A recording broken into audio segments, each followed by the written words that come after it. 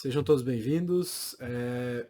Terminando mais um livro, né? Apesar da gente não ter tido semana passada, e de câmera também. Apesar da gente não ter. Eu não consegui fazer semana passada. O...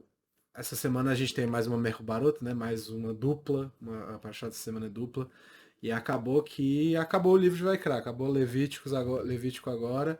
E a gente termina principalmente com Berrucotai, é Berrar também um pouquinho, mas Berrucotai é uma daquelas parachutes que tem porções bem complicadas, e a que a gente vai analisar hoje é uma das bem complicadas, que é a porção que a gente dá o nome de Torahá, que seria essa parte das maldições, né, que a Torá vai fazer, não vai fazer, mas que é uma promessa de maldição para o caso do povo não cumprir as ordens, tá? E aí o que acontece é o seguinte, essa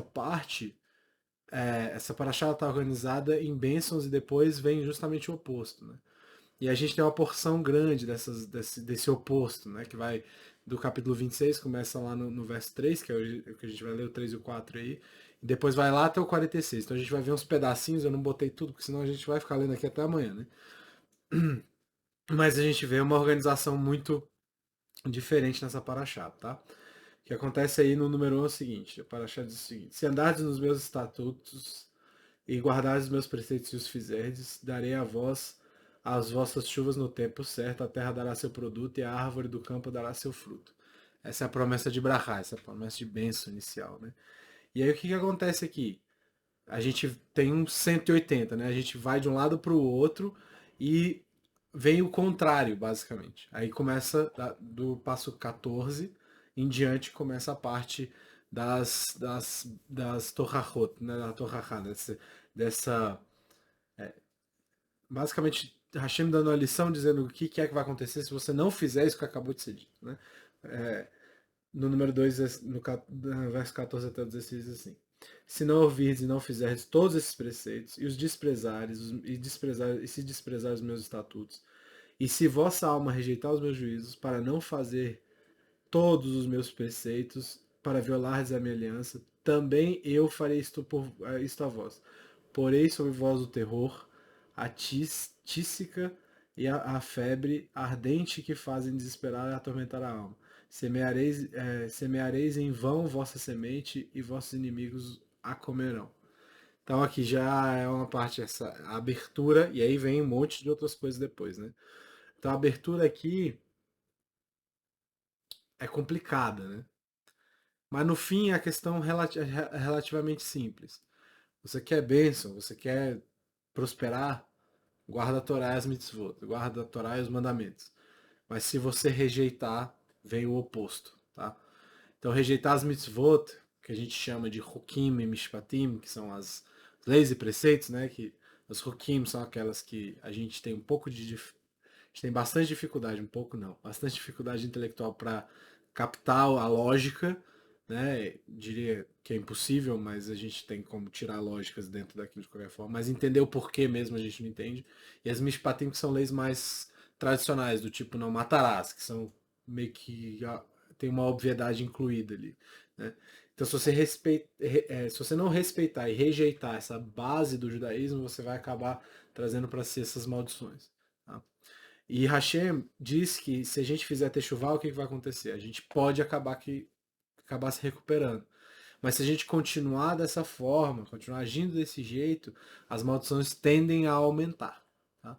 E aí no Passuque 21 tem uma coisa bem interessante, que aí eu já botei o Passuque com o comentário do Rashi, que é a parte que deixa mais interessante ainda a ideia, que diz o seguinte: e se andares comigo com teimosia e não quiserdes ouvir-me, continuarei, tem um erro continuarei trazendo sobre vós outras 7 pragas conforme vossas transgressões. Ou seja, quando vocês forem errando, vão vir pragas, né? E aí o Rashi usa, tem um negrito bem discreto ali na palavra queri, que é a palavra, a quarta palavra, acho, do Pasuk. E o Rashi pega essa palavra e comenta o seguinte: os nossos mestres disseram, esse é o Sefrai Berkotai, essa palavra queri significa irregular ou por sorte, né? É uma coisa que acontece só ocasionalmente, ou seja, o significado é se seguir os meus mandamentos irregularmente. Se você fizer um tantão, parar, e aí desfizer, e depois parar de novo, e continuar fazendo e tal. Essa é a irregularidade que o Rashi cita aqui. Então a gente tem uma espécie de contradição, aparentemente, aqui. O que as maldições trazem, afinal das contas? Né? A rejeição completa do elas vêm a partir da rejeição completa do judaísmo ou de não ser constante, né? Não ser consistente. E as maldições elas começam justamente com a ideia de rejeitar essas mitzvot, né? De rejeitar esses mandamentos. E aí, o que acontece? Tudo é como, vamos dizer assim, como se alguém estivesse dizendo, eu nunca vou guardar o Shabat, por exemplo. Mas aí no passo que depois diz que se você continuar nesse caminho de cumprir o Shabat só de vez em quando ou só quando é conveniente, aí as maldições vão continuar. Não, são duas coisas diferentes, né? Qual dos dois é afinal? Porque o cara que é inconstante pelo menos faz alguma coisa, né? Qual dos dois que é afinal? É a rejeição da Torá e Mitzvot ou ela vai vir, essa maldição vai vir por falta de compromisso com a Torá e as Mitzvot, com a Torá e os mandamentos? E a pergunta de grande que a gente vai explorar hoje é essa. Qual dos dois que é? Né? Mas eu tenho outra pergunta ainda. O Rabi Yaakov Ben Asher, que é o Bala Haturim, famoso mais por esse nome, no começo da Parashá ele fala sobre o conceito de smichut, tá? Que é uma forma de você aprender barra entender alguma coisa a partir da justa posição com outra coisa que aconteceu na história ou em outra fase, tá? Então ele diz que antes de Berkotai, as duas últimas mitzvot que são apresentadas ao povo são a proibição de idolatria e o Shabat. Tá? E essas duas coisas elas estariam necessariamente ligadas com as maldições. Tá? Ele basicamente vai dizer que a Torá conecta as mitzvot, conecta os mandamentos contra o Avodazará, ou seja, contra a idolatria, e o Shabat para dizer que essas duas coisas, esses dois mandamentos, um positivo e um negativo, pesam tem o mesmo peso do resto da Torá, vamos dizer assim. Tá? E essa é a interpretação do Bala Haturim, do Tu, né? Beleza, joia. Mas o que é que a gente quer hoje? A gente quer buscar uma outra interpretação para essa conexão, para essa justa posição entre as duas coisas, tá? Então a gente tem uma parte do Meir Hashilor, né, do Ishbitzer, que é uma daquelas ideias que começa um raciocínio muito interessante, mas que ele faz questão de não amarrar no final. Então fica parecendo que é bem confuso. Tá? Um pouco depois das bênçãos e das maldições da Torá, ela vai falar das alahot, que a gente chama de eruhin, que é o conceito de redimir para o Beit HaMikdash. Ou seja, por exemplo, coisas que você se obrigou a fazer, mas não quer mais e vai recuperar. Vou dar um exemplo. Você santificou um animal pro templo. Esse animal não é seu mais. Então você não pode usufruir desse animal mais. Só que se você quiser ele de volta, como é que faz? Entendeu? Mais ou menos essa lógica aí. Qual que seria então a conexão entre essas redenções, essa recuperação, de recuperar alguma coisa, e a porção de bênçãos e maldições? Porque tem a ver, aqui que segundo ele que está dizendo. Então ele diz o seguinte, o Ishbitzer diz no Meshilor, no número 4, na Parashat Berhá, ele fala assim: depois da paraxá das maldições, Hashem quer nos dar confiança, pois as maldições são pesadas e por isso temos a porção das redenções. E na porção das redenções temos 33 passuquim correspondendo aos 33 passuquim das maldições. Ou seja, existe um equilíbrio aí. Né? O que ele está dizendo é que tem uma correspondência entre os passuquim, entre os versos das maldições e os versos das bênçãos, e ainda tem uma conexão com essa ideia das alahot eruhin. Tá? Então, é como se cada passuque da maldição tivesse uma resposta, um jeito de você lidar, um jeito de você recuperar a partir dessas leis da recuperação das coisas, de eruhin. Tá? E o trabalho hoje seria tentar entender que é essa confiança, vamos dizer assim, que é citada pelo Ishbitzer. Tá? Então, a gente vai procurar o pior passuco das maldições e achar a contrapartida. A gente vai logo no pior, porque aí as maldições menos piores ficam um pouco mais fáceis. Qual que é a pior? E aí não é uma questão de opinião, não é a opinião do Matias, é a opinião da Guemará. Lá em Makota, no 24a, ele dá a Guemará diz qual que é o pior. Rav dizia: Eu tenho medo do verso e vos perdereis entre as nações. Rav Papa se opõe a isso, dizendo: Talvez o povo será como um item perdido que é buscado pelo seu dono, pois está escrito: Como uma ovelha perdida, estive desgarrado, busca teu servo Hashem. Isso é um salmo, um verso no salmo. Tá? Ok. Então a pior parte é se perder entre as nações. E aí se perder entre as nações não é habitar entre eles, é se perder, perder as características totais de conexão com Deus e tudo mais, e todas as mitzvot e a Torá. Tá, e qual é a correspondência, se essa é a pior, qual que é, se a gente for olhar no Eruhin lá, que a gente estava citando, qual que é a correspondência com ele? Aí a gente volta no Yishbitze lá na Parashat Bechukotai. Número 6, ele diz o seguinte: o correspondente ao passuque mais pesado, que foi isso que a gente acabou de ler, que cria muito temor. Para nos dar força e confiança, temos o passuque. E toda a sua avaliação será segundo o shekel da santidade, na base de 20 guerras, o shekel. Oxi. A maior maldição é. E ele tá falando de shekel, ele tá falando de dinheiro que se divide em 20 pedaços, shekel da santidade. Que é que tem a ver com. O que é que tem a ver, né? A maior força é essa de se perder completamente em algo que não, do qual você não faz parte. E aí vem falando que o shekel corresponde a 20 gerás. E aí essa que é a grande questão. Ele não explica isso, ele só fala que é essa. Ele não explica o porquê. Ele só dá informação.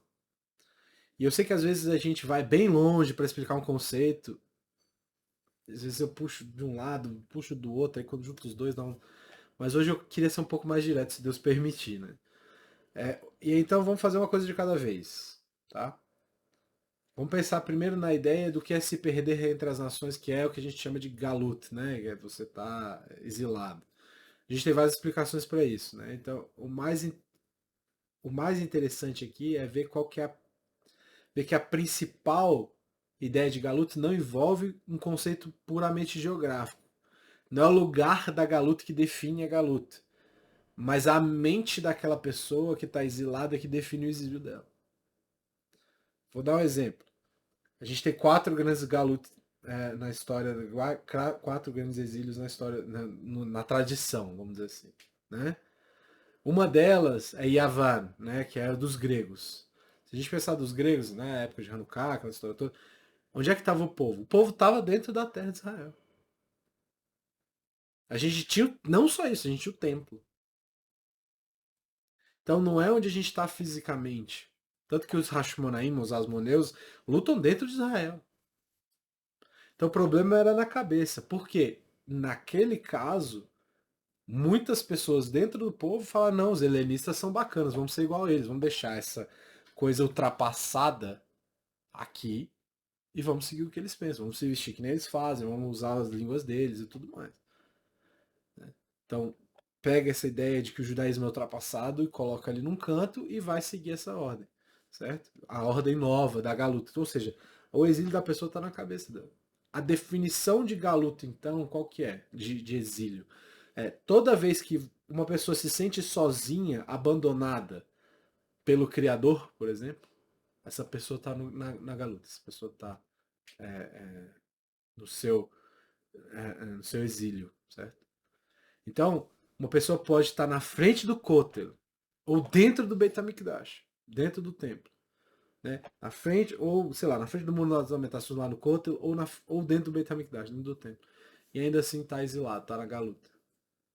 Assim como a gente pode estar preso dentro de uma casa há 100 dias sem sair, que nem aconteceu por algum tempo, não tanto tempo assim atrás, e se sentir numa condição de Geulah, numa condição de redenção, na qual você não está preso a nada. Mesmo sendo impossibilitado de sair. Você sente a redenção mesmo nessa situação. E não é a época do Mashiach ainda. Mas a gente pode, de qualquer forma, se aproximar disso. A gente tem uma parte no Sefer Rei HaBracha, né? Do Korban Arabi, ele, ele, ele faz esse comentário nesse Sefer do Humash, né? Do nosso, da nossa Torá. E ele, na verdade, do Tanakh, né, de todas as partes. E na introdução do Sefer Esther, ou seja, da Megilat Esther, ele escreve uma coisa que é muito interessante, que é essa que está aí no número 7. Ele diz assim: se uma pessoa soubesse com grande fé que Hashem está presente em todos os seus passos, ele faria com que toda a dor fugisse dela. Isso faria com que toda a dor fugisse dela. É preciso saber que ainda existe sem que Hashem, que nada, é preciso saber de que nada existe sem que Hashem esteja naquilo, mesmo em momentos de grande dificuldade. Se a pessoa soubesse que o Rei do Universo está ali escondido naquela experiência, sofrendo junto com ela, esse julgamento que parece inicialmente terrível torna-se doce, tá? E aí isso não quer dizer que o sofrimento some, mas ele fica tolerável. Né? Então a gente está no estado de Geulah, a gente está no estado de redenção. E aí ele continua dizendo, a partir desse entendimento, pode-se aprender a dar vida a essa luz que ele percebeu. Uma vez que a pessoa entende que não há uma linha que separa ele do seu Criador. Mesmo nos momentos nos momentos difíceis é possível ver a fagulha da presença de Deus, de Hashem, o que lhe dá um grande senso de admiração, um grande senso de ele vê, né, ele vê a beleza do mundo.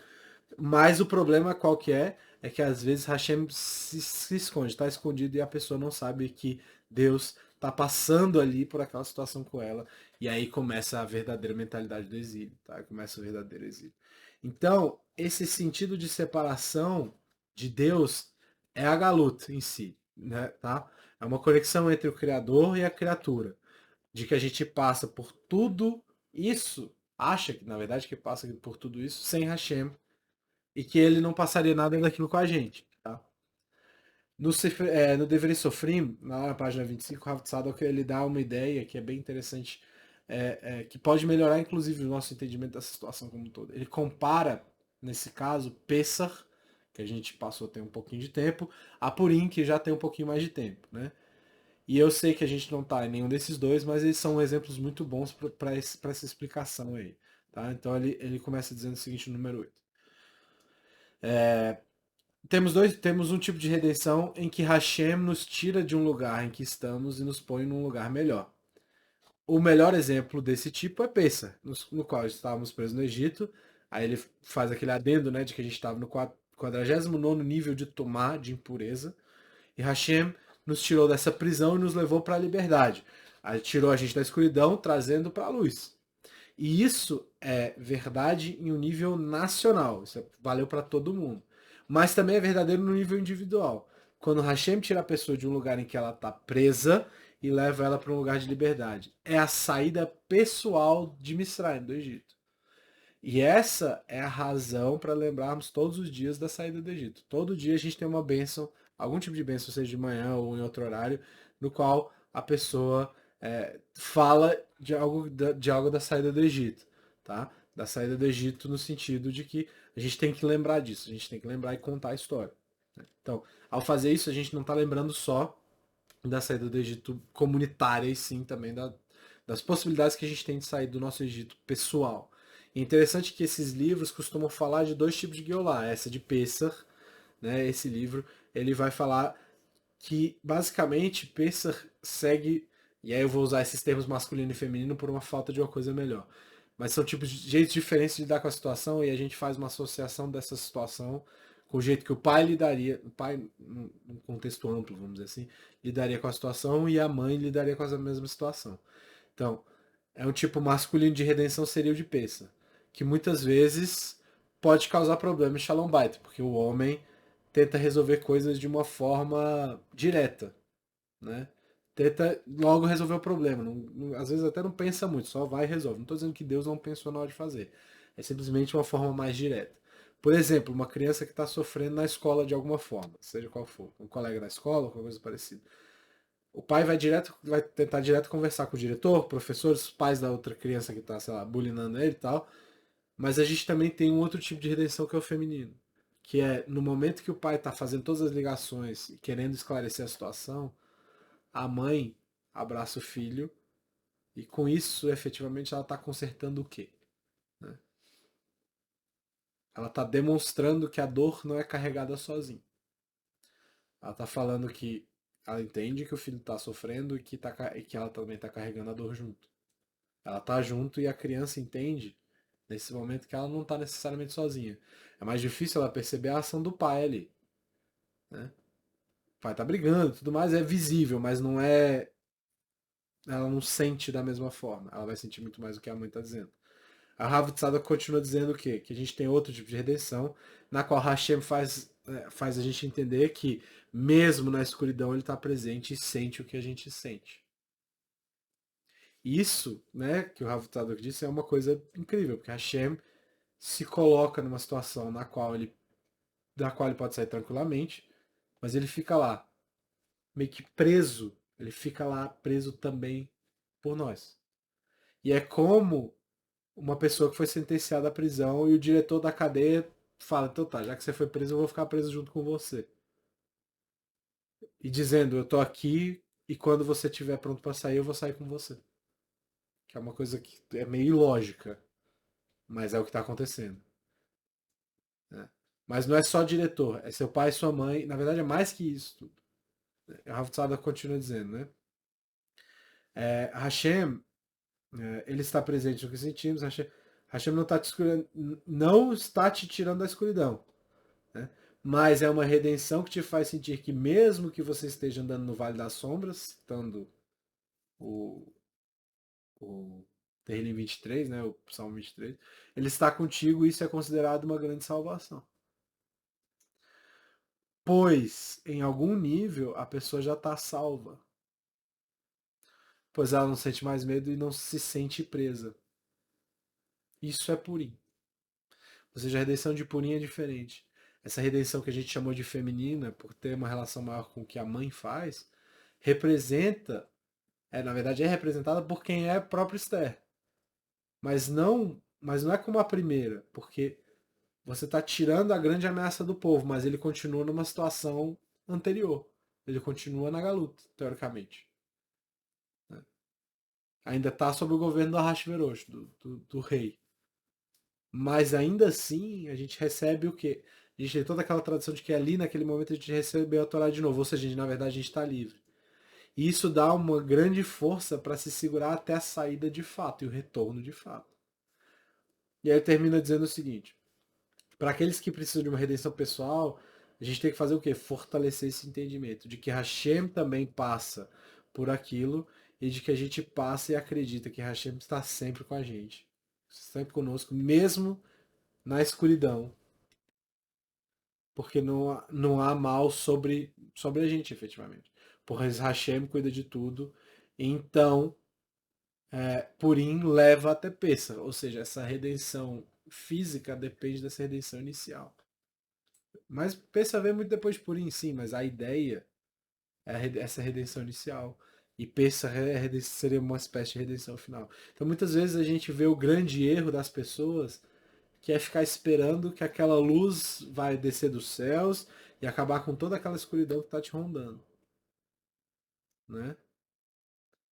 Mas a verdade é que não é assim que funciona. A gente tem que acreditar que a luz está lá, que ela está dentro de nós e que essa luz cresce e acaba com a escuridão. Ela não vem do nada.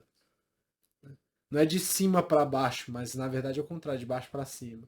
Então a luz interna de Purim, né? Com essa luz a gente pode receber aí assim o holofote que vem de Pêssar.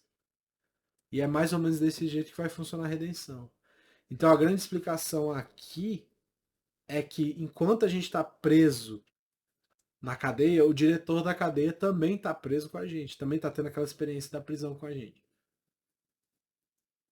Então vamos pensar de novo. Isso foi tudo uma pseudo-introdução. A gente estava falando de Galuto.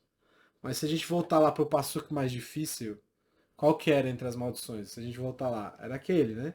Que a Gemarai Makoto no 5 diz: vos perderei entre as nações. Né? O que diz que a gente vai se sentir perdido e abandonado no meio das nações? Por que esse seria o pior? A gente tem outros passuquim aqui que parecem bem piores. A gente tem coisa ruim ali, nesse aqui que a gente acabou de ler, e- mas não são coisas que colocam a gente na galuta. Né? São momentos difíceis. E esse passuquim na verdade, esse Passuk, esse verso que a Gemara está citando, e diz que é o pior, que a gente está perdido nas nações, não é só que a gente está perdido, mas a gente também está longe de casa. Você não está só perdido no físico, está perdido na sua cabeça. Ou seja, toda a perspectiva que você tem aqui nesse momento é péssima. Todas elas são ruins. As perspectivas aqui são as piores. O prognóstico é o pior. Como é que a gente tem uma perspectiva de melhora se você não sabe nem por onde começar? O que dá força enquanto a gente está preso? É o fato de que a gente não está sozinho ali. De que Hashem está naquela experiência com a gente. Então, se Hashem tá lá, a gente não está perdido de verdade. Parece justo isso. A gente tem uma lahá que é interessante sobre objetos perdidos. A gente tem uma lei sobre objetos perdidos. Se essa coisa que foi perdida tem o que a gente chama de simano, ou seja, tem um sinal, hoje a gente daria o nome de etiqueta, né? Se tem uma etiqueta com o teu nome nela, ou melhor, se você achou uma coisa que tem uma etiqueta que tem o nome de alguém, você não pode ficar com aquilo. Você tem que devolver aquilo porque aquele objeto está marcado e teoricamente ele não está perdido. E a Gemara diz, depois do que o Rav disse aqui, talvez o povo será como um item perdido que é buscado pelo seu dono. No número 5. Como uma ovelha perdida que estive desgarrado, busca teu servo Hashem. Hashem que vai buscar o servo. Ou seja, a gente, o povo tem uma marca, tem uma etiqueta lá escrito o nome de Deus. Então, por onde a gente for, ninguém está verdadeiramente perdido. O objeto tem dono, vamos dizer assim. E qual que é o passuque nas redenções que traz essa ideia da verdade? Né? Na verdade, naquelas alahut que a gente estava falando que tem uma contrapartida. Né? E é o passuque que o Isvi citou, né? Que é no número 6. E toda a sua avaliação será segundo o Sheker da santidade na base dos 20 gerás do Sheker. Como? O que isso tem a ver? Ainda não entendi o que isso tem a ver. Então, sempre que a gente for redimir alguma coisa, você usa esse shekel, que corresponde a 20 gerot. Engraçado porque os ciclos dentro das ideias, dentro da filosofia judaica, vão se fechar de duas formas, ou com 10, ou com 7. Por que tem dois ciclos de 10? O shekel é 20 gerot. Por que a gente tem 20, 2 vezes 10 e não só 10, por exemplo? A gente costuma ver as gematriot como uma unidade completa. Na gematria, a gente vê uma unidade completa com 10 porções. Né? Essa seria, vamos dizer assim, a soma básica. Com 10 vira 11, depois 12, e aí já começa uma segunda soma. Então, o que o Shekel está dizendo para a gente é o que aquilo? Que aquilo que a gente usa para recuperar todas as coisas é uma coisa que vai representar duas coisas completas, e não uma só. 10 para nós e 10 para Deus. Porque, de novo, Deus está junto com a gente. Se a gente pensar que a gente está sozinho, a gente é só 10. E esse 10, segundo os nossos livros, as nossas tradições, né? Esse 10, ele diz que a gente é dividido em 10 porções. 3 que a gente chama de intelectuais, eu já falei disso em outro estudo, que é Chokhmah, Binah e Da'at. O que isso quer dizer efetivamente não importa muito agora. E 7 porções emocionais. Tá? Ou seja, de alguma forma nós somos representados por esse sistema de 10. Mas a verdade é que esse sistema de 10 ele é meio errado, pensar desse jeito. Porque o que esse passuco está dizendo pra gente é que a gente é 20.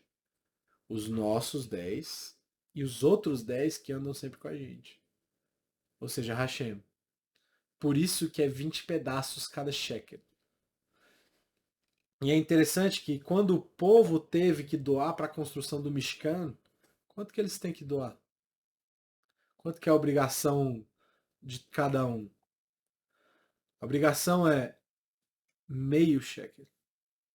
10 gerot. Porque tinha que vir totalmente do povo. Ou seja, você só pode dar os seus 10. Você não pode dar os 10 que caminham junto contigo. É só o teu individual.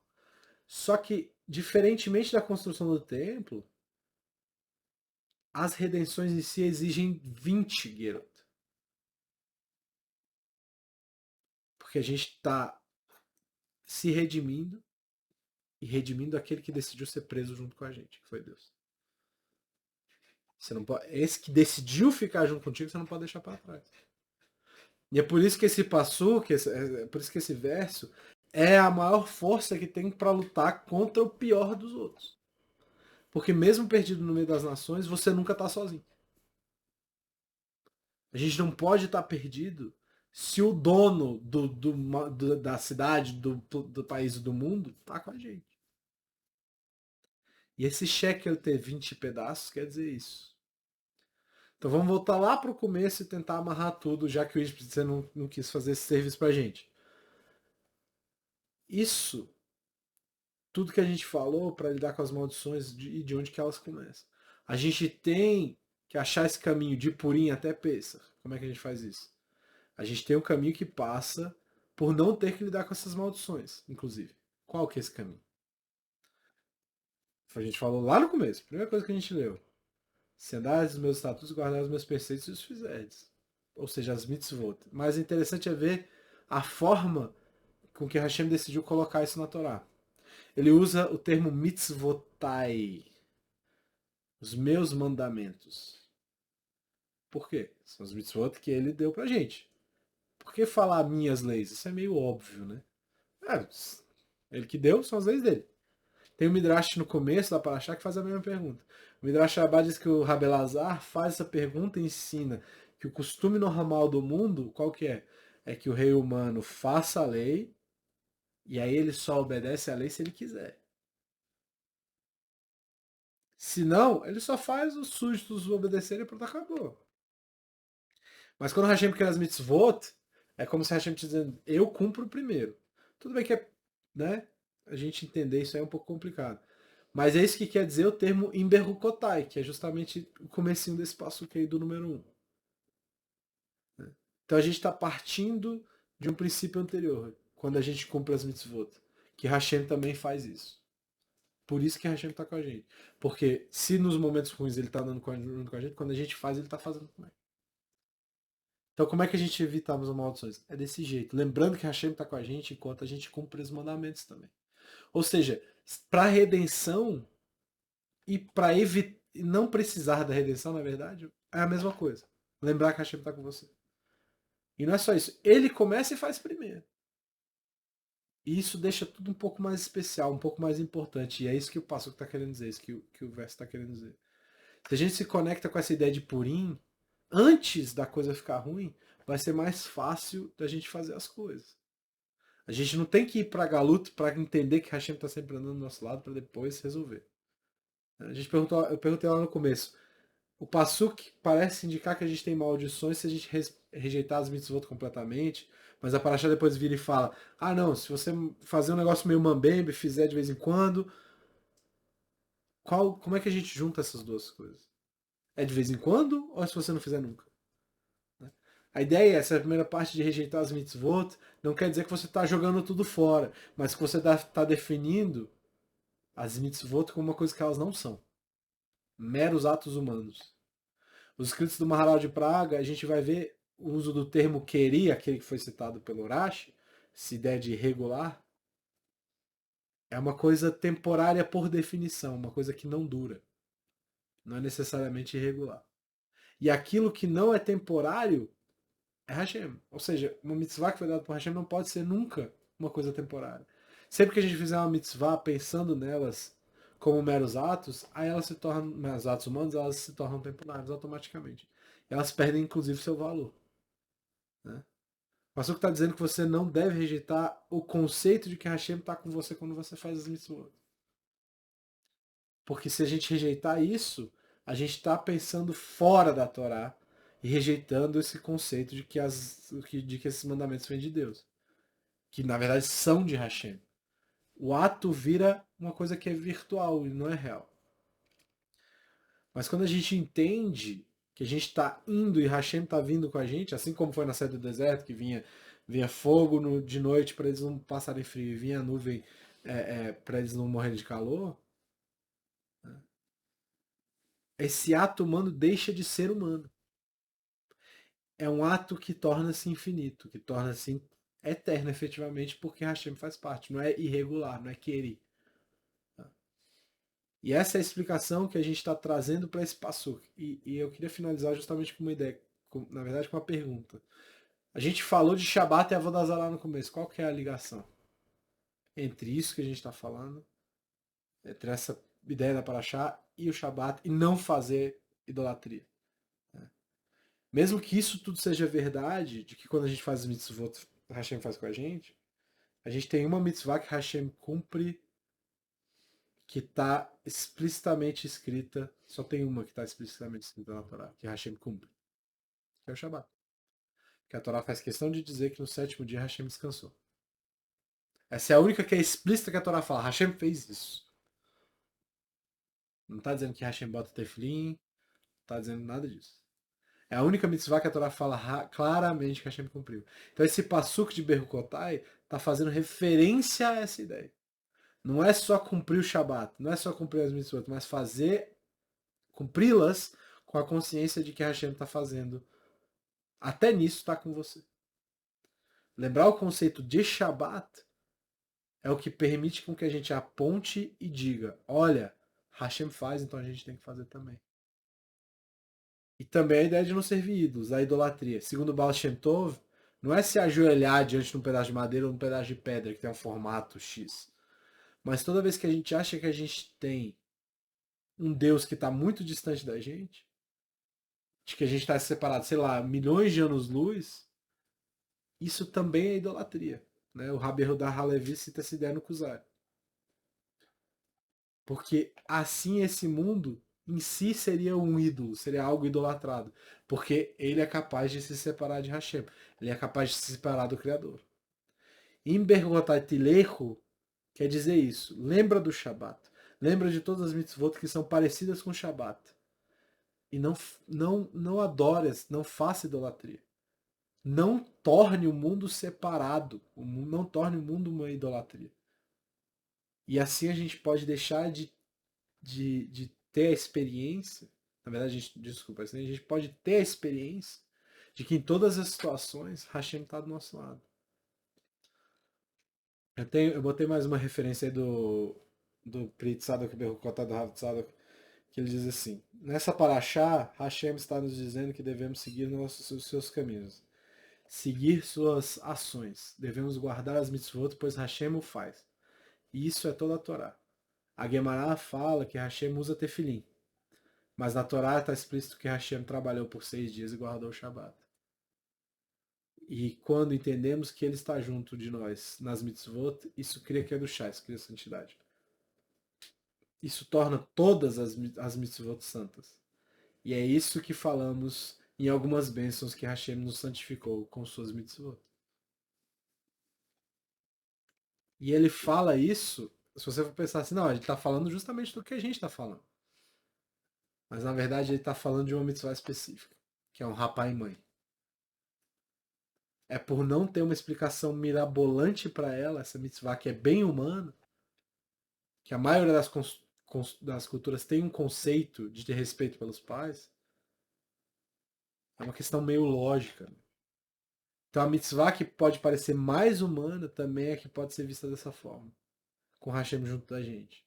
Por isso que a gente tem que se levantar para Shekinah, né? Para vinda, para a presença divina. Porque quando seus pais entram também, o ideal é que você levante. E é isso que a Paraxá veio ensinar. Qual que é a chave da saída do exílio, a chave da saída da galuta? Seja individual ou geral. A chave é simplesmente lembrar que Hashem está sempre do nosso lado. Nos momentos bons e, como dizem os Hassidim, nos melhores ainda também. Obrigado, pessoal. A gente se vê semana que vem, se Deus permitir.